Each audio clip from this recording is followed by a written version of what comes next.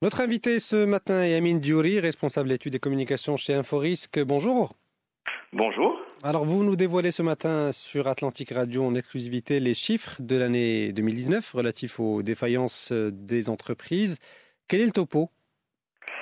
Alors, malheureusement, j'aurais voulu annoncer une bonne nouvelle, surtout que 2018 marquait une baisse de 2% en matière de défaillance d'entreprise. Malheureusement, 2019 aura marqué une nouvelle hausse historique des défaillances d'entreprises, puisqu'on atteint le chiffre de 8439 entreprises défaillantes, soit une augmentation de plus de 5% sur l'ensemble de l'exercice. Il faut savoir que, malgré tout, on constate que depuis 2 ans, le rythme de progression des défaillances d'entreprises a quand même fortement ralenti, puisqu'on était avant sur des rythmes compris entre 15 et 20%. Depuis 2 ans, effectivement, on voit l'année dernière que ça avait baissé. Cette année, on parle d'une augmentation de 5%. Donc, il y a une diminution du rythme de croissance des défaillances d'entreprises. Malgré tout, ça reste un mauvais chiffre. Et j'ai cru comprendre aussi que l'essentiel de ces défaillances a eu lieu pendant le premier trimestre de l'année. Et bon, on ignore toujours pour l'instant les causes de cette forte défaillance constatée lors des 4 premiers mois de l'année. Effectivement, il y a eu une assez forte sinistralité pendant le premier trimestre. Donc, on parle d'une augmentation de près de 20%. Sachant que sur le reste de l'année, effectivement, ça a stagné, c'est-à-dire qu'on ne constate pas d'augmentation. Donc, effectivement, la hausse est surtout concentrée sur le premier trimestre, sachant que historiquement, le premier trimestre reste malgré tout un trimestre où il y a énormément de défaillances d'entreprise. Le premier et le quatrième trimestre. On préfère clôturer un exercice pour fermer une entreprise, pour fermer une activité. Mais malgré tout, cette augmentation de 20% reste encore un élément qui doit être approfondi. Et dans ces 8439 défaillances, quels sont les secteurs les plus touchés? Est-ce qu'on est toujours sur les mêmes secteurs sinistrés? Alors effectivement, les chiffres, les principaux secteurs touchés. Alors on constate qu'effectivement le commerce a vu sa part augmenter. Ça reste toujours le premier secteur défaillant. Sa part a augmenté de près de 1 point par rapport à l'année dernière, 35% du total. Mais globalement, effectivement, on se retrouve avec ces mêmes principaux secteurs que sont l'immobilier, le commerce et le BTP. Et à eux trois, effectivement, ils représentent plus de 70% des entreprises défaillantes. Et concernant les causes de ces défaillances, est-ce que là aussi on est sur les mêmes causes, à savoir essentiellement les délais de paiement? Oui, effectivement, parce qu'on se rend compte d'une chose, c'est que les principales victimes de ces défaillances, ça reste toujours les TPE. Et effectivement, les TPE sont fortement liées à la question des délais de paiement.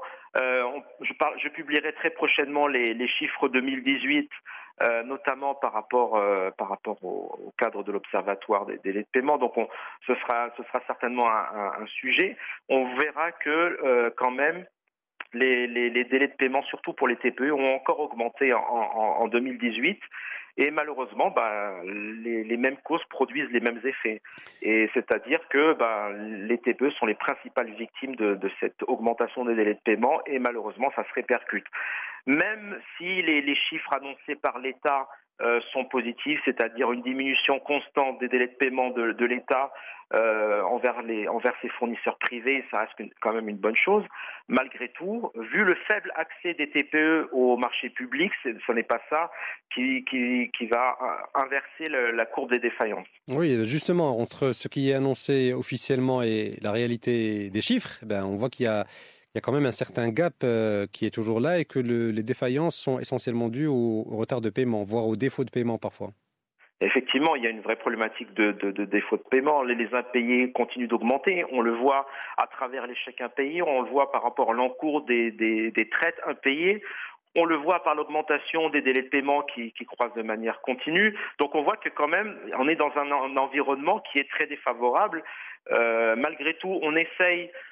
Enfin, l'État, à travers le projet de loi de finances, par exemple, sur la question des impayés via les chèques impayés, a essayé justement d'amnistier une grosse partie des entreprises qui avaient émis ce type d'impayés pour essayer de régulariser un peu cette situation parce qu'effectivement, on continue d'être sur des montants extrêmement importants. D'accord. Bon, alors le constat est malheureusement le même quasiment chaque année. Est-ce que bon, ce qu'il faut faire justement pour essayer d'inverser la tendance à court moyen terme, est-ce que là aussi on est sur les mêmes solutions? Quels sont aujourd'hui les leviers à actionner?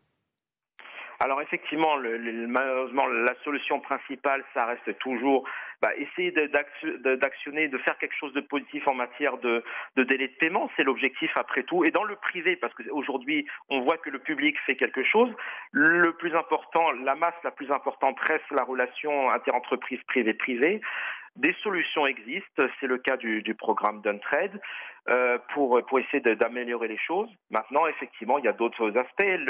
Je vois par exemple que la Confédération des TPE essaye d'intégrer davantage ces TPE sur les marchés publics. On sait qu'elles ont droit elles ont droit à un pourcentage, elles ont droit à 30% globalement TPME compris à 30% des marchés publics. Aujourd'hui, on sait que ça n'est pas le cas pour plein de raisons.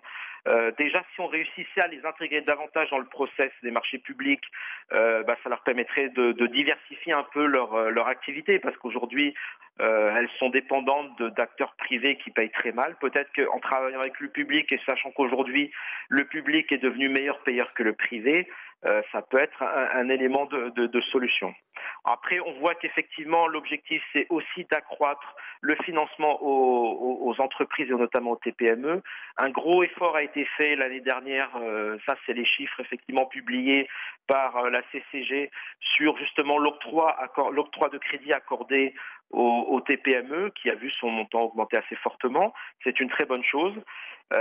Ces entreprises ont besoin aujourd'hui d'accéder au financement, parce que tout simplement, comme elles sont très serrées au niveau de leur délai de paiement, il faut effectivement qu'elles puissent financer leur BFR, leur développement, et elles ont besoin de financement.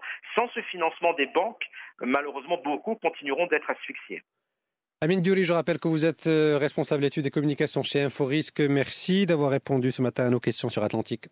Merci à vous. Très bonne journée.